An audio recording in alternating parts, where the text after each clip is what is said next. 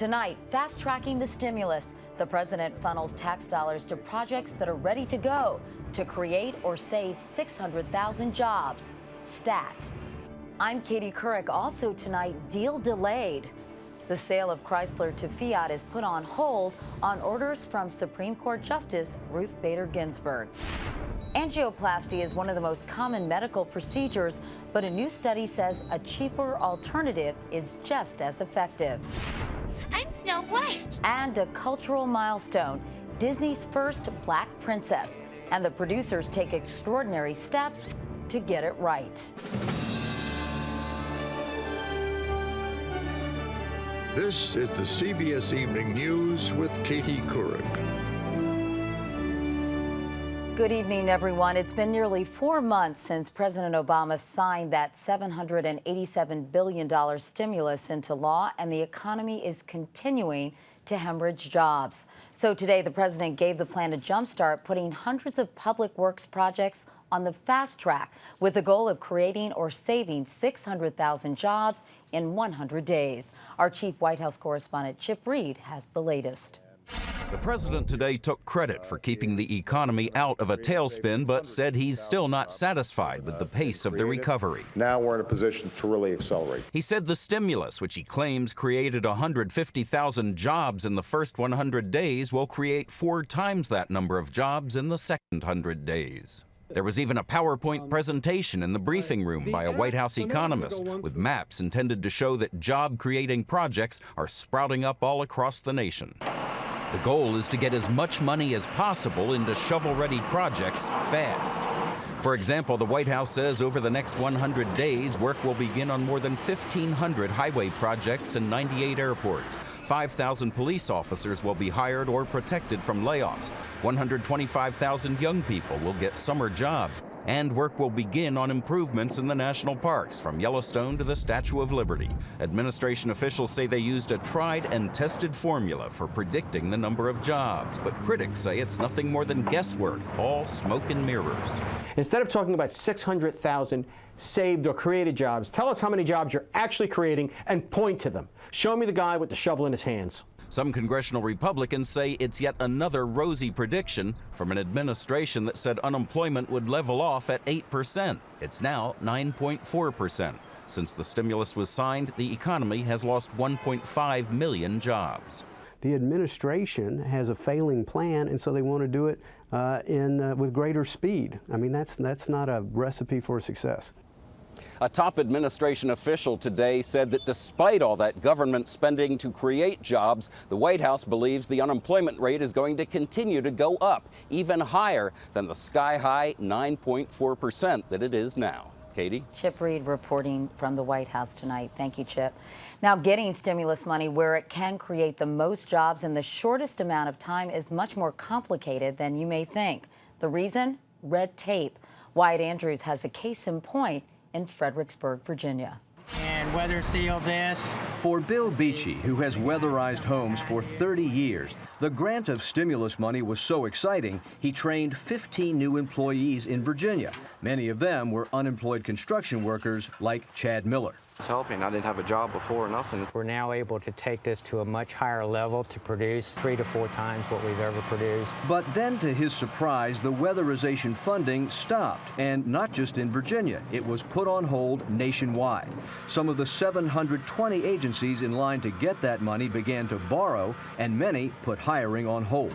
It has not been useful in reducing unemployment as quickly as it could. The irony about this is that weatherization funding was supposed to be one of the fastest job creation programs in the whole stimulus bill. In fact, last February, the president told Katie Couric one advantage to the $5 billion that he wanted for weatherization was the speed of its impact. We're going to weatherize homes. That immediately puts people back to work. But now the reason for the delay is simple bureaucracy. After the stimulus passed, the Department of Energy quickly sent out around 10% of the money, $479 million out of the $5 billion in the program.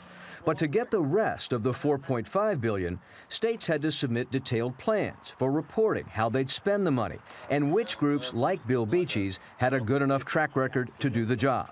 The Department of Energy says this was no slowdown. This was making sure the money is well spent. We would argue that we needed some time, and the states and the community action agencies also needed some time to get this right. The president wants stimulus spending to move faster, but he's also told his cabinet to guard against waste. In the rollout of weatherization funds, those two goals were in conflict. Wyatt Andrews, CBS News, Fredericksburg, Virginia.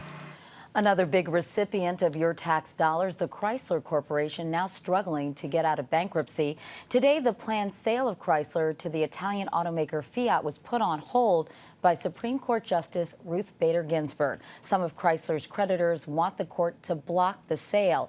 Anthony Mason is our business correspondent. Anthony, this doesn't derail the Chrysler deal entirely, does it? No, it doesn't, Katie. This is just a temporary hold on the Chrysler sale. It's not legally significant, at least not yet. A lower court had set a 4 p.m. deadline for today, saying if the Supreme Court did not intervene, then the deal could go through. The stay, which was issued right before that deadline, is basically the Supreme Court saying, wait, we just got all this paperwork in this weekend. We need more time to consider this. It's in no way an indication of what the Supreme Court's going to do. Having said that, the clock is ticking. Absolutely, because if this deal is not closed by June 15th, which is only a week from today, Fiat does have the right to back out. And Chrysler maintains that if it loses Fiat, then the only alternative for the company would be liquidation. All right, Anthony Mason, thanks a lot, Anthony. Some other actions today by the full Supreme Court. The justices ruled 5-4 that a judge must step aside from a case when it involves a major contributor to that judge's election and when that would create an appearance of bias. And in another case, the High Court turned down a challenge to the military's Don't Ask, Don't Tell policy. The justices refused to hear the appeal of a former Army captain dismissed after acknowledging he's gay.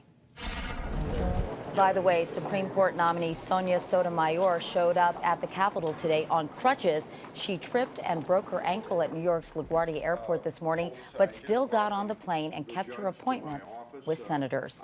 Turning overseas, tensions between the U.S. and North Korea were already running high over the North's nuclear program. But today, David Martin tells us relations got even more strained and more complicated when a North Korean court sentenced 2 American journalists for trespassing. The sentence handed down to Laura Ling and Yuna Lee was harsher than expected. 12 years hard labor for the, quote, grave crime of allegedly crossing into North Korea from China. We are deeply concerned about the length of the sentences and the fact that this trial was conducted totally in secret with no observers. In the past, captured Americans, this Army helicopter pilot, for instance, have been set free in relatively short order by sending a special envoy like New Mexico Governor Bill Richardson. Secretary of State Clinton is clearly thinking of doing that again. And we're engaged in all possible ways through every possible channel to secure their release. Another possible envoy, former Vice President Al Gore, founder of Current TV, the news and entertainment channel for which the 2 women were working. But former Clinton administration negotiator Jack Pritchard, one of the few Americans to actually meet North Korea's ruler Kim Jong-il, makes a very grim prediction. They're going to hold on to them for quite a while. They may even serve out their term. That would be a dagger to the heart of Ling's sister Lisa, who before the sentencing made this plea. All we can say to the government of North Korea is we desperately beg for mercy. In the past 3 months, the North Koreans have seemed bent on confrontation with the new Obama administration, firing off a long-range missile capable of hitting U.S. territory and testing a nuclear device. Now they appear to be preparing for several more missile launches, including another long-range one from this new launch pad. At this point, it looks as though they have made their decision. It is to move forward with a full-fledged nuclear weapons program. The U.S. is counting on diplomacy to pressure and persuade North Korea to abandon nuclear weapons. But the sentencing of the 2 journalists makes diplomacy a lot more complicated. David Martin, CBS News, The Pentagon. Now, late today, the families of Laura Ling and Yuna Lee put out a statement saying they're shocked and devastated by the outcome of their trial, but they remain hopeful the 2 journalists will be released soon. Still ahead here on the CBS Evening News, recovering the wreckage and remains of Flight 447. The bodies of the victims may hold clues to what went wrong. But up next, anxiety over angioplasty. Is your hospital ready if the heart procedure goes wrong?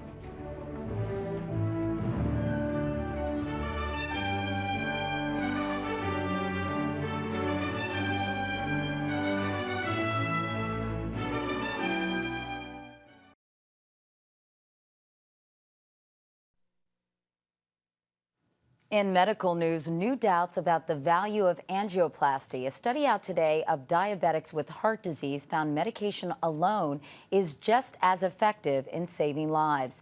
Angioplasties are extremely common in the U.S.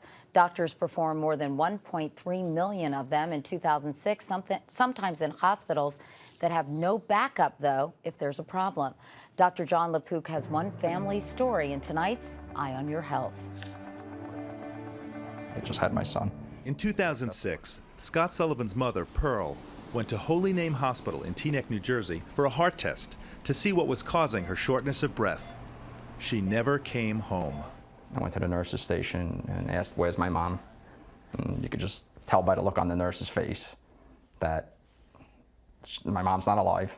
They punctured the artery, and my mom died because of it.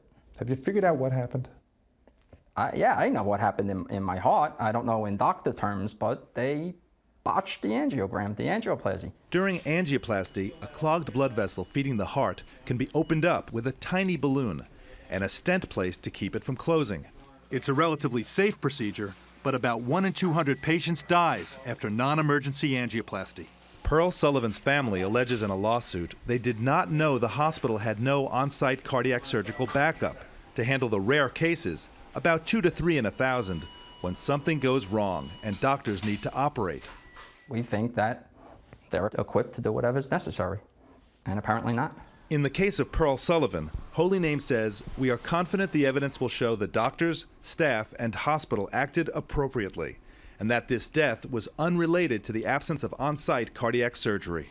3 prominent cardiology groups say non-emergency angioplasty should only be done with cardiac surgical support on site. So why would a small hospital want to do angioplasty? Hospitals are competing to establish services which duplicate services right next door, not to the benefit of the population, but to try to preserve their financial margins. We have a medical arms race going on in this country. Angioplasty is big business. At about $16,000 a procedure, it's a roughly $21 billion a year industry. Cardiovascular interventional procedures are big money makers for hospitals and for practitioners. And it's tough to walk away from that for a lot of people. What I'm telling you is that at no time did I ever hear, "We've got to get into the angioplasty business because there's money to be made here." Dr. Paul Mendelowitz at Holy Name says money is not a motivation. That was not the driver. I think that the ability to do both emergency and non-emergency angioplasty allows labs to raise their quality because their volumes are higher. Holy Name performs elective angioplasty without surgical backup as part of a closely supervised study in 45 hospitals, testing whether it's safe. Why would somebody elect to go to a hospital that doesn't have surgical backup versus one that does? Because Holy Name is their hospital. And they've been coming here, and maybe their parents came here, and maybe they bring their kids here, and their doctors are here. Experts say, whether at small hospitals or large, too many people are having angioplasty. It's markedly overused. Probably 40% of the procedures are unnecessary. Dr. Elliot Fisher of the Dartmouth Medical School says if people fully understood the risks and benefits of the procedure, fewer people would have it done, let alone at a hospital without surgical backup. Studies show medication can be just as effective as angioplasty in patients who are not showing signs of a heart attack. I can tell you this. If I needed a heart catheterization and an angioplasty, I'd have it done in a major medical center. I certainly wouldn't have it done in a small community hospital where there was no surgeon, there's no backup. When it went wrong, what time did it go wrong? For 3 hours, were they playing around in there trying to fix something that they weren't equipped to do? My family needs answers. Pearl Sullivan signed a consent form, both for the procedure and to participate in the study of angioplasty without surgical backup. But her family doesn't believe she understood what it meant. And John, you're going to take a look at that tomorrow, right? Right. Tomorrow we're going to be talking about informed consent and how improving that process not only helps patients, but can save the entire healthcare system billions of dollars, and quickly. All right, looking forward to that. John, thanks so much. And to find out more about angioplasty, you can go to cbsnews.com and click on our partner for this story, Business Week. When we come back, Air France Flight 447, how the victims may help solve the mystery.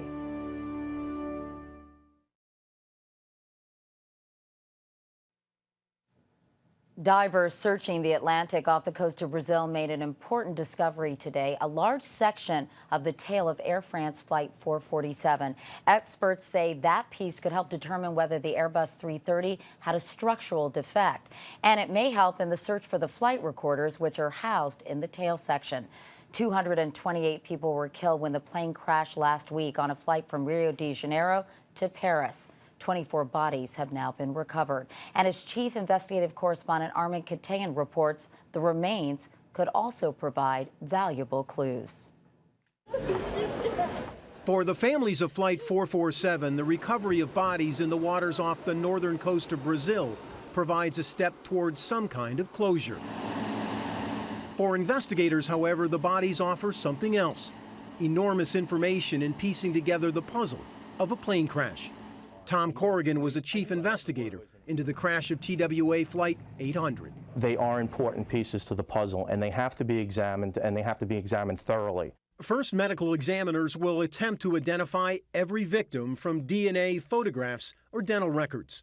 Experts will then likely reconstruct the seating chart of the plane, pinpointing each passenger's location, searching for a pattern of injuries or cause of death.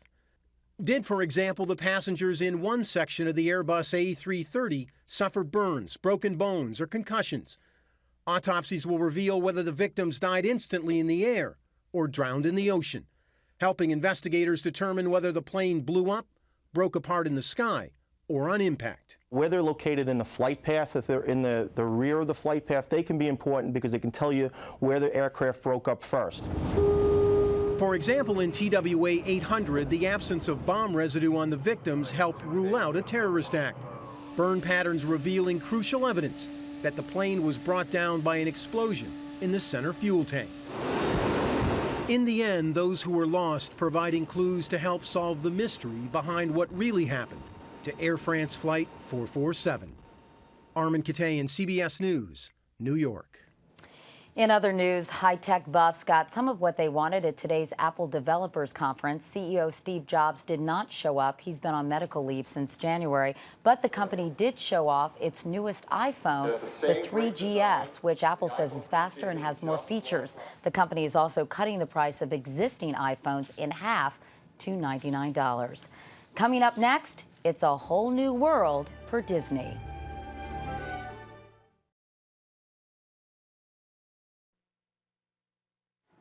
Finally tonight, the internet is buzzing with cheers and some jeers for Disney's new animated star. Michelle Miller reports on why this princess is drawing so much attention.